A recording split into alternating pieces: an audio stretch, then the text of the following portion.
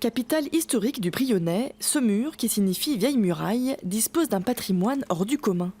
Parmi ses curiosités, le château Saint-Hugues, plus ancien château fort de Bourgogne, ou cette église, chef-d'œuvre de l'art roman du XIIe siècle. Un patrimoine qui attire déjà beaucoup de touristes alors que la saison ne fait que débuter. Voilà. On a l'impression que le village est resté un peu dans son jus, quoi. Il est assez il y a cette authenticité, cette intimité qui est forte, qui est présente et qui est agréable lorsque vous venez de l'extérieur. Nous sommes là depuis 10 minutes seulement, mais c'est beau. On est venu voir le château, puis l'église. On a un patrimoine riche, bien entretenu, ancien, que l'art roman était vraiment très beau ici. C'est vrai qu'on dit que c'est un des plus beaux villages de France, donc c'est pour ça qu'on est venu là.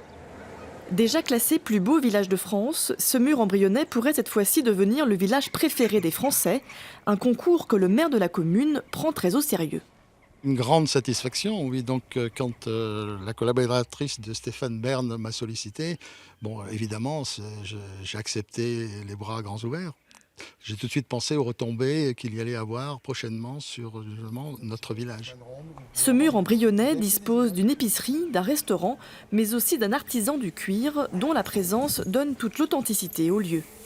Ici, derrière l'église, j'ai trouvé ma place. Je suis au pied du Seigneur, à l'ombre, et je peux travailler tranquillement à faire ce qui me plaît.